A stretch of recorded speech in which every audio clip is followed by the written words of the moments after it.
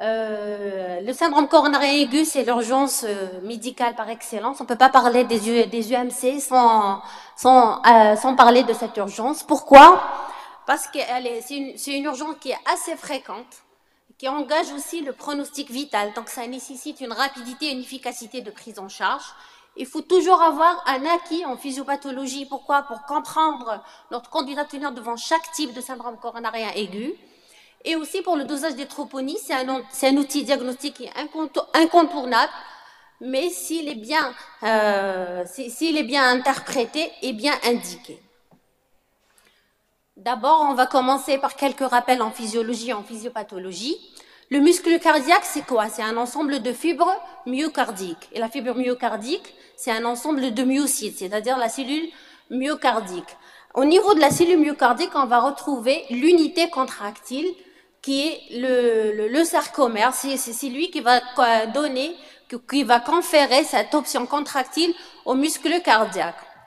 Le sarcomère lui-même est composé de filaments d'actine et de myosine, stabilisés par des filaments d'actine et de myosine qui vont se chevaucher et glisser les uns sur les autres.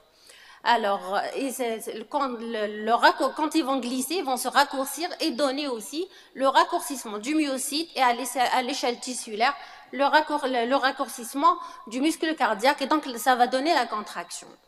Ensuite, pour fixer cette position de raccourcissement, il y a des protéines qui vont fixer cette position. Ce sont les troponines, évidemment. On a 3 types de troponines, les troponines C, les troponines T et les troponines I. Retenez que les troponines T et I, elles sont spécifiques du muscle cardiaque. Par contre, les troponines C, on peut retrouver dans les autres, dans d'autres muscles, le muscle strié. Rappelons aussi maintenant pour la vascularisation du cœur. Le cœur, il est vascularisé par des gros troncs. On a essentiellement 2 réseaux, le réseau droit et le réseau gauche.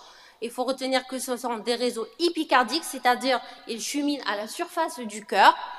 Ensuite, ils vont se ramifier en des vaisseaux de plus petit calibre et pénétrer au niveau de l'épaisseur du myocarde pour vasculariser le cœur. Retenez aussi que la vascularisation du cœur, elle est de type terminal, c'est-à-dire que s'il y a une occlusion d'un des troncs coronaires, la partie irriguée du myocarde, elle ne sera pas alimentée, donc elle sera en souffrance.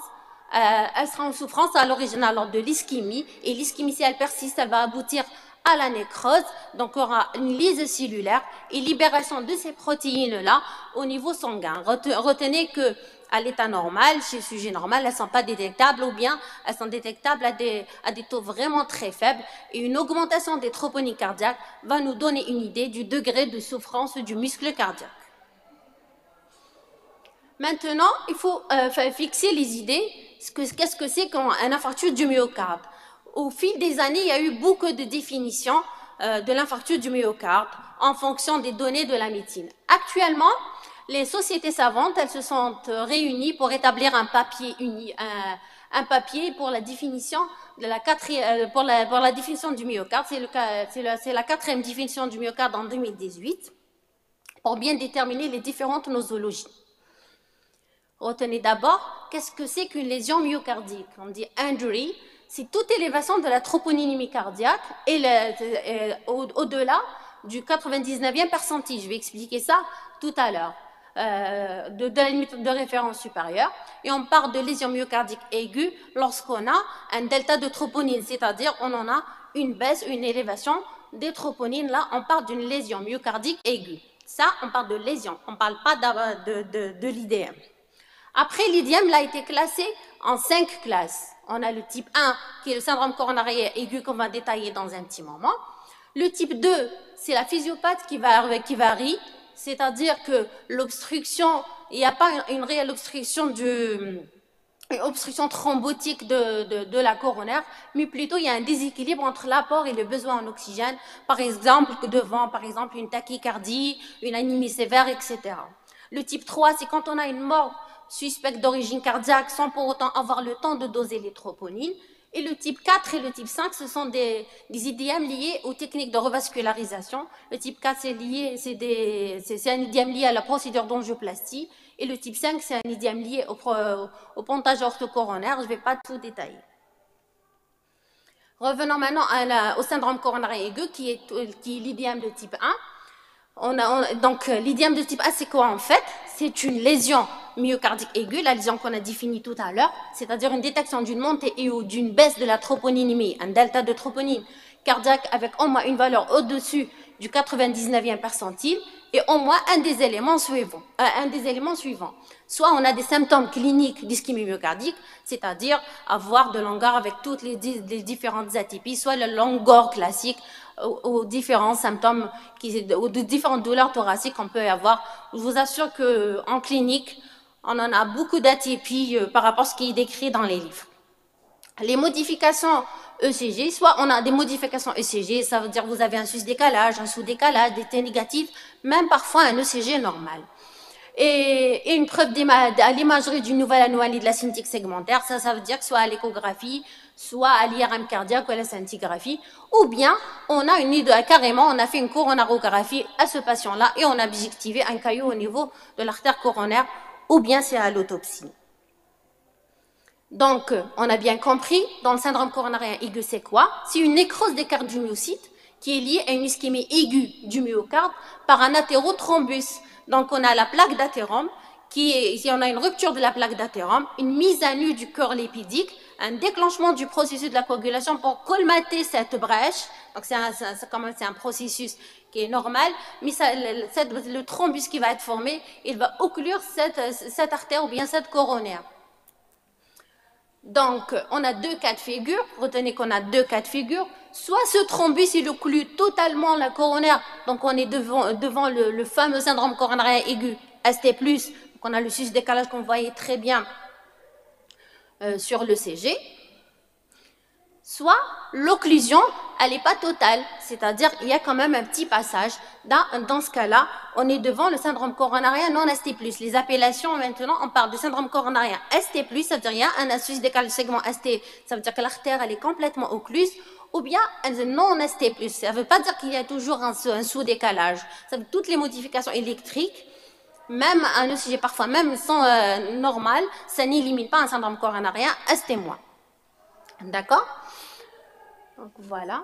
Donc maintenant, je reviens au dosage des troponines. Il faut savoir que le dosage des troponines a connu une révolution au fil des années. Avant, on avait les troponines conventionnelles, mais le problème, c'était la détection avec un seuil élevé. Ce n'est qu'au bout, quand même, une certaine souffrance du myocarde, après 6 heures, quand même, on a une nécrose bien installée, qu'on arrive à détecter les troponines élevées. Après, il y a eu l'avènement des troponines hypersensibles avec un taux de latence quand même qui est moindre, c'est-à-dire une sensibilité qui est plus basse aux troponines. Et dernièrement, c'est la révolution en cardiologie, c'est les troponines ultrasensibles. C'est des troponines qui détectent des seuils très bas de troponines. Et c'est quoi l'intérêt en fait des troponines ultrasensibles? Ça permet de détecter rapidement un syndrome coronarien aigu, de diminuer la latence des patients aux urgences. Parce qu'en fait, aux urgences, le problème, c'est pas prendre correctement le patient, mais gérer aussi sa garde.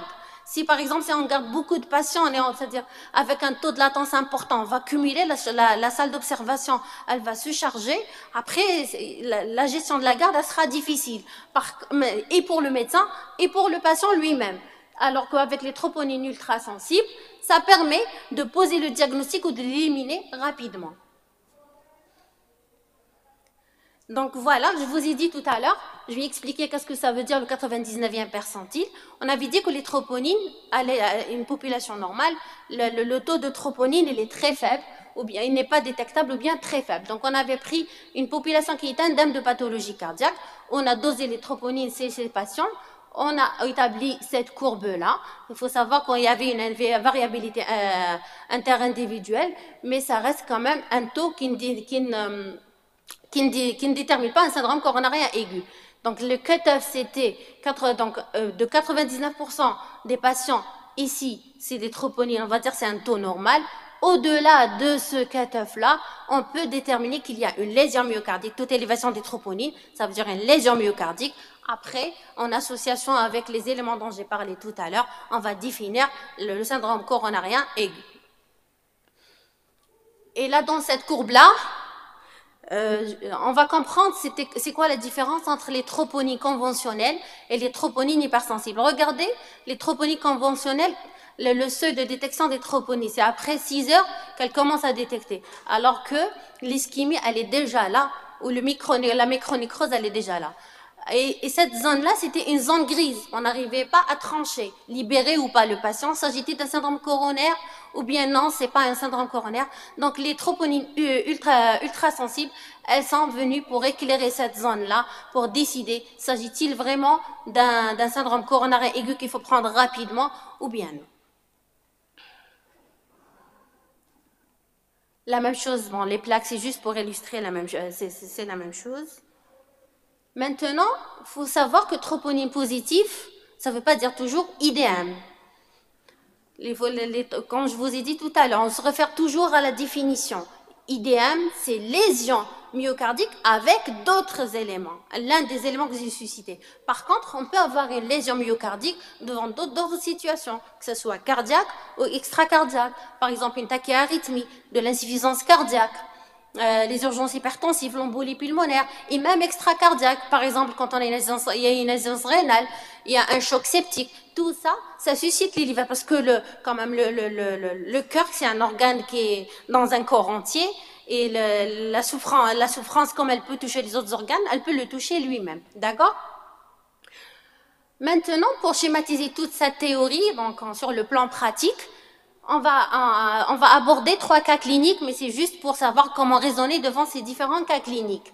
Le premier cas clinique, on a un monsieur âgé de 58 ans qui est policier de profession, qui est fumeur.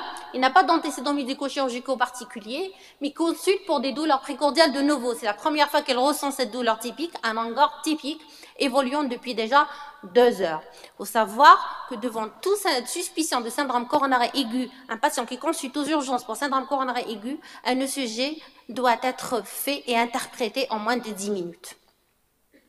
Donc vous voyez très bien, chez ce patient-là, on voit très bien, il y a un sus-décalage évident en antérocepto apical. Le deuxième cas clinique, c'est une vieille de 70 ans qui est hypertendue, diabétique de type 2, elle a un long passé de diabète et consulte pour des douleurs précordiales. Celles-ci, elles existaient auparavant, pas aussi intenses, mais dernièrement, ce jour-là, ce jour de la consultation, elles sont devenues persistantes et là, depuis 5 heures. Vous voyez très bien là, on ne voit pas de sus-décalage. Excusez-moi.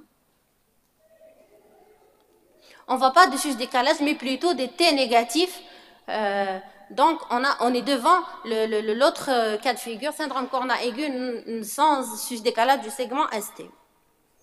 Troisième cas clinique, c'est une jeune femme de 32 ans qui est mère de 3 enfants, sans antécédents, qui consulte pour précordialgie. L'examen clinique est sans particularité. Vous avez pris cette ensemble, vous l'avez trouvé à 130-90 mm de mercure. Donc, comment je vais raisonner devant ces différents 3 cas cliniques? Donc, les dernières recommandations de l'ESC 2023, ils ont établi une feuille diagnostique. Vous avez en premier le patient qui vient vous consulter en présentation clinique pour douleur thoracique. Donc, vous avez une suspicion d'un syndrome coronaire aigu. Toujours, je le dis, je le répète, la médecine, c'est un raisonnement. Donc, le raisonnement clinique commence d'abord par l'interrogatoire et l'examen clinique. On ne passe pas directement aux explorations sans bien interroger et examiner votre patient. Bien sûr, rapidement, on est dans le cadre de l'urgence, mais il faut bien l'examiner. Et bien sûr, après, il faut faire un ECG dans les 10 minutes qui suivent le premier contact médical. J'interprète mon ECG. Je suis devant un syndrome coronaire aigu ST+, un sus-décalage du segment ST, ou bien, dans l'autre cas de figure, j'ai pas de sus-décalage du segment ST, ça peut être un ECG normal, un sous-décalage, des T négatifs, autres. Comment je vais faire? Premier cas de figure, je suis devant un syndrome coronaire ST+, ça veut dire j'ai une occlusion totale de l'artère. Donc, il faut directement déclencher le processus de prise en charge de revascularisation du patient. Ici, il n'y a pas d'intérêt aux troponines. Si je dose les troponines, je vais encore faire perdre du temps à mon patient, donc lui faire perdre du myocarde et ce qui est pas, et ça c'est pas bien. Donc je vais pas rentrer dans les détails de la prise en charge, c'est pas l'objectif de ma présentation, mais il faut immédiatement commencer le processus en fonction de la structure de santé dans laquelle vous êtes, soit de vous thromboliser le patient, soit vous l'envoyer pour une angioplastie primaire. Deuxième cas de figure, on est devant un syndrome coronarien sans décalage du segment ST. Dans ce cas-là, je me dis, je suis devant une artère qui n'est pas complètement occluse. J'ai le temps de réfléchir. Là, vient le rôle des troponines. Je dose mes troponines à H0, c'est-à-dire l'heure de l'arrivée du patient. Donc après, on a différents cas de figure. Soit elles sont complètement négatives. Complètement négative et la douleur elle datait de plus de 3 heures. Idéalement, je dis bien idéalement les troponines ultra sensibles parce que c'est ce qui permet quand même de réfléchir et d'agir rapidement. Sinon, on ne réfléchit pas de la même manière. Donc des troponines ultra sensibles, négatives, douleur de plus de 3 heures, ce n'est pas un syndrome coronarien aigu. Troponine positive, n'est franchement positive, c'est un syndrome coronarien aigu, je déclenche sur le processus de prise en charge. C'est des troponines basses, mais j'ai un doute, la douleur elle est récente. Je fais un deuxième dosage. Il y a 2 algorithmes, la recommandation de la Société européenne de cardiologie, on a 2 algorithmes. Elle recommande fortement le H0, H1, ça veut dire 1 heure après, ou bien H0 à 2 heures après. Je fais mon dosage. Si j'ai une élévation significative, je suis devant un syndrome coronarien aigu, donc je dois le prendre en charge. L'élévation, ça veut dire, comment je vais savoir que c'est une élévation significative? Il faut qu'il y ait quand même une augmentation de plus de 30%. Si l'élévation n'est pas significative, j'élimine mon syndrome coronarien aigu. Parfois, il y a des doutes. Vous savez, en médecine, c'est pas toujours binaire. Donc, il y a toujours parfois des zones grises. Là, je vais faire appel à d'autres investigations. Donc, faire une échographie, autre chose. Donc voilà, ça c'est une feuille qui résume toute la prise en charge des syndromes coronariens aigus. D'abord, c'est la clinique. Vous interrogez votre patient, comment elle est la douleur et tout. D'après, ça sera le CG. Je suis devant un syndrome coronarien ST+, ou bien non. Après, syndrome coronarien ST+, troponine, elles seront fortement positives. J'en ai pas besoin des troponines. Syndrome coronarien sans décalage du segment ST, je dose mes troponines et je suis l'algorithme H0, H1 ou H0, H2. Donc voilà ce que je voulais que vous reteniez de ma présentation. Le syndrome coronarien aigu, c'est une pathologie qui est assez fréquente, on ne doit pas passer à côté. Le syndrome coronarien ST+, c'est une artère totalement occluse, il faut une prise en charge immédiate, il n'y a pas de place aux troponines. Syndrome coronarien aigu sans décalage du segment ST, j'ai un temps pour réfléchir, je dose mes troponines ultra sensibles et je suis mon algorithme. Il faut savoir aussi, troponine positive ne veut pas toujours dire IDM. Et aussi l'intérêt du raisonnement clinique. Là, je reviens vers le 3e cas clinique que j'ai mis tout à l'heure. Le premier et le deuxième, ils étaient évidents. Le 3e, c'était une jeune femme. Elle avait un facteur de... Elle a un faible... j'ai perdu mes mots. J'ai perdu ce que je voulais vous dire. Donc, c'était une patiente qui n'a pas de facteur de risque cardiovasculaire, n'a pas d'antécédent, un faible risque cardiovasculaire, c'est ce que je voulais dire. Donc, vraiment, il ne faut pas se noyer à doser les troponines à tout le monde. Si je vous dis quelque chose, devant une douleur thoracique, soyez systématique devant un ECG, mais demandez des troponines, il faut réfléchir. Et je vous remercie.